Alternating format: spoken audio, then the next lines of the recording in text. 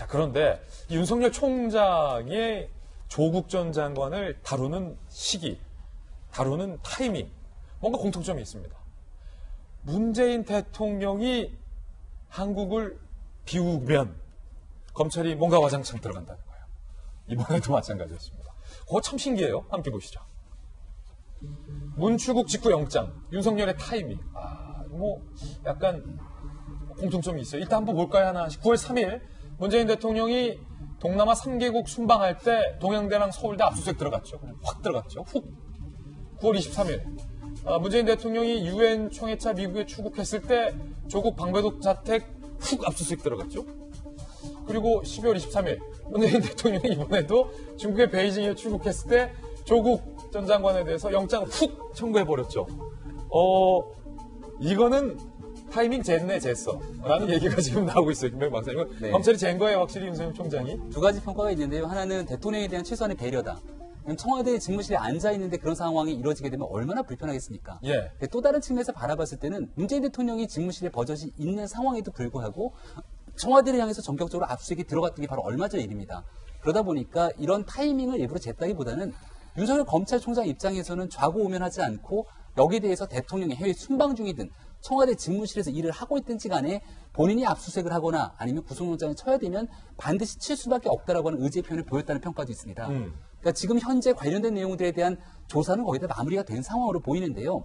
여기에 대해서 윤석열 검찰총장을 향해서 윤석열의 검찰을 향해서 압박하고 있는 사람들이 적지가 않습니다. 아니 조국 전 장관 그렇게 오랫동안 수사하고 나서 이거 기소도 안 하고 뭐 하는 거야?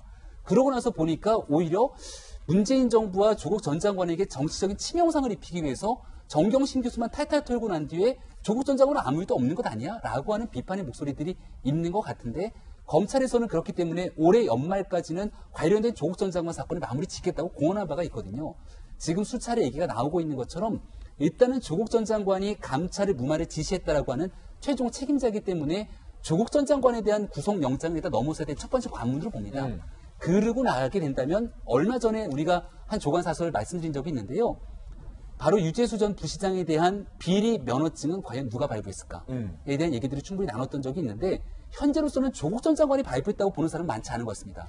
조국 전 장관은 이를 지시했던 사람으로 지목이 된 것 같고 만약 조국 전 수석이 구속이 되고 나면 실제로 이 면허증을 발부했다라고 볼 수 있는 청와대 윗선은 누구일지에 대한 수사가 들어가는 게 검찰의 핵심이기 때문에 더 이상 시간의 그 여지가 없다 판단을 본 것 같습니다. 그 판단이 맞고 예. 사실은 뭐 대통령의 부재는 윤석열 총장은 고려하지 않았을 것이다. 그리고 마지막 한 가지 더 얘기 드리면 구속에 대한 가능성을 얘기할 때 뭐 증거인멸, 도주 우려를 얘기합니다만은 그 중에 범죄의 중대성과 상당성을 얘기하지 않습니까? 청와대 입장에서는 정무적 판단 등에 대한 얘기를 합니다만은 저는 이 말 한마디가 갑자기 좀 문득 떠오르네요. 유재수 전 부시장 감찰을 하다가 갑자기 오늘 하지 말라 그래고 못했던 그 특감 반원 있잖아요. 나중에 시간이 지나고 보니까 유재수 전 부시장이 승승장구합니다. 오히려 유재수 전 부시장한테 사과하러 찾아갔다는 거예요. 그때 들었던 한마디. 당신 아직도 거기 있어요? 이런 게 청와대의 정무적 판단으로 만약 가능한 일이라고 한다면 유재수 전 부시장은 감찰 무마되고 승승장구하는 과정 속에서도 추가적인 비위 혐의들을 저질렀던 내용들이 그대로 적나라하게 드러났습니다. 그러니까 이러한 내용들을 과연 법원이 얼마나 중대하게 판단할지에 대한 여부가 앞으로 공직사회의 공적 기준에 대한 시금석이 될 거기 때문에 아마 26일의 영장 심사가 굉장히 주목이 됩니다. 그렇군요.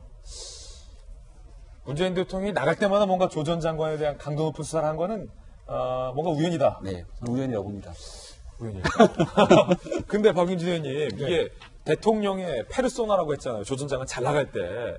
문 대통령의 분신이다. 그러니까 대통령은 있지만 나의 분신이 딱 여기 두 명이 있는데 하나는 조국이다. 이런 얘기 했던 인물이잖아요.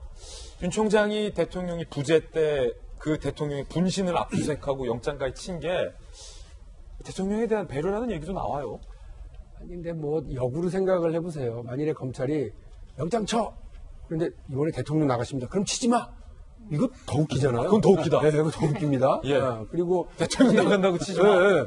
대통령 나가시니까 행여나 그 돌직구 쇼에서 이거 가지고 얘기할지도 모릅니다. 예. 그러니까 우리 저 대통령 어디 나가실 때는 절대 영장 놓치지 말고 압수수색도 하지 말고 아무것도 하지 맙시다. 이게 사실은 더 웃긴 거예요. 그래, 듣고 보니까 그게 더 때문에. 웃기네요. 예. 그리고 또 하나는 대통령이 국내에 계실 때에도 청와대에 대한 압수수색 그리고 국무총리실에 대한 압수수색 그리고 뭐 지금 뭐 그 이른바 하명 수사와 관련돼서 울산에 대한 압수수색 등등등이 뭐 다 이루어졌기 때문에 예.